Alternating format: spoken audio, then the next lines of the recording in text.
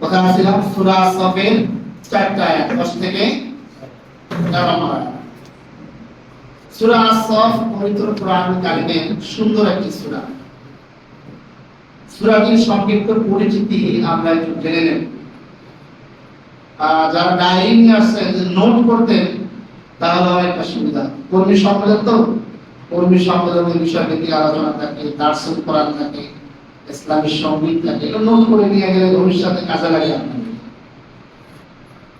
তো সূরাটির পরিচিতি পবিত্র কোরআন কারিমের সিরিয়াল অনুযায়ী এই সূরাটি 61 নম্বর সূরা।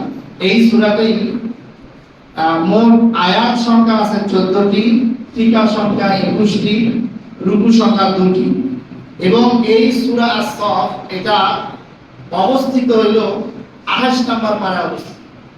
কয় নম্বর পারায়? 28 নম্বর পারায় অবস্থিত। এই হলো সূরার সংক্ষিপ্ত পরিচিতি। সূরাটির নামকরণ পবিত্র কোরআন কারিমে আল্লাহ পাক রব্বুল আলামিন বলেছেন, ইন্নাল্লাহা ইউহিব্বুল্লাযীনা ইউকাতিলুনা ফী সাবিলিহি সাফফান কাআন্নাহুম বুনিয়ানুম মারসুস। সাফফান কাআন্নাহুম বুনিয়ানুম মারসুস। সাফফান শব্দটা কেন্দ্র করে এই সূরার নামকরণ করা হয়েছে সাফ। এর অর্থ হচ্ছে, এই আয়াতের অর্থ হচ্ছে কাতারবন্দী। শব্দটির নাম সাফফান, সাফফান অর্থ কি? কাতারবন্দী। এই কাতারবন্দী নামে গ্রহণ করা হয়েছে। আল্লাহর নিকট সবথেকে প্রিয় বান্দা তারাই যারা আল্লাহর পথে কাতারবন্দী হয়ে সীসা ঢালা প্রাচীরের মতো লড়াই করে, মারে এবং এর আয়াত এই 4 নম্বর আয়াতকে কেন্দ্র করে এই সূরাটির নামকরণ করা হয়েছে।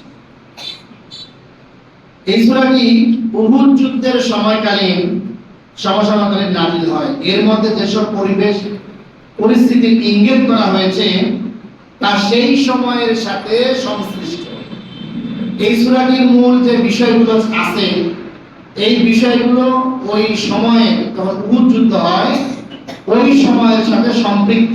এজন্যই ওই সময় সূরা নাযিল হয়েছে। আমরা সকলেই জানি রাসূল সাল্লাল্লাহু আলাইহি সাল্লামের উপরে যখন পবিত্র কোরআনুল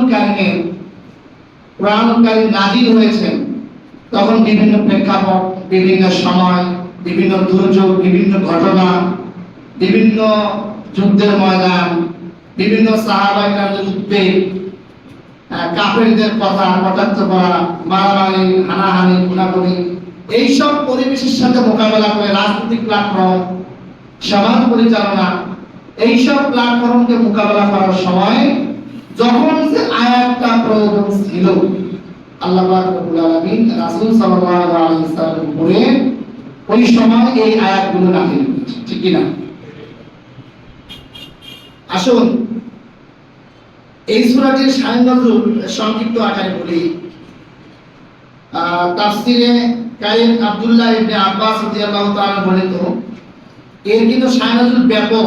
আমি সংক্ষিপ্ত আকারে বলতেছি কিন্তু সময় কম। আমরা সম্ভবত আসরের নামাজের সময় প্রোগ্রামটা শেষ করে দেব। নামাজ 5:15। তাহলে এখানে ব্যাপক আলোচনা করা যাবে না। সংক্ষিপ্তভাবে রাসূল সাল্লাল্লাহু আলাইহি ওয়াসাল্লামের দরবারে কিছু সাহাবায়ে কেরাম কিছু বিষয় একত্রিত করে রাসূল সাল্লাল্লাহু আলাইহি ওয়াসাল্লাম দরবারে পেশ করার জন্য হাজির হচ্ছিলেন। মনে করেন আমরা যেমন এক হুজুরের কাছে কয়েকজন ছাত্র মিলে একটা ছুটির আবেদন বা যে কোনো বিষয়ের জন্য আবেদন করার জন্য যাব, কিন্তু আমরা কেউ সাহস পাচ্ছি না, যাবো কিভাবে উপস্থাপনা করবো যদি না পাই ছুটি। এরকম কিছু বিষয় রাসূল সাল্লাল্লাহু আলাইহি সাল্লামের কাছে কিছু সাহাবা কেরাম দলবদ্ধভাবে ওদের শিক্ষার প্রাচীন বলা হয়েছে, দলবদ্ধভাবে রাসূল সাল্লাল্লাহু আলাইহি সাল্লামের কাছে যাওয়ার জন্য প্ল্যাটফর্ম তৈরি করছিলেন। কিন্তু কোন সাহাবায়ে কেরাম সাহস পাচ্ছিলেন না কে আগে যাবে আর কে উপস্থাপনা করবে। এই যে বিষয়টা তারা আনাগোনাতে বিষয়টা করছিল, এই আনাগোনাটা রাসূল সাল্লাল্লাহু আলাইহি সাল্লাম ওহীর মাধ্যমে জানতে পেরেছেন। সুবহানাল্লাহ।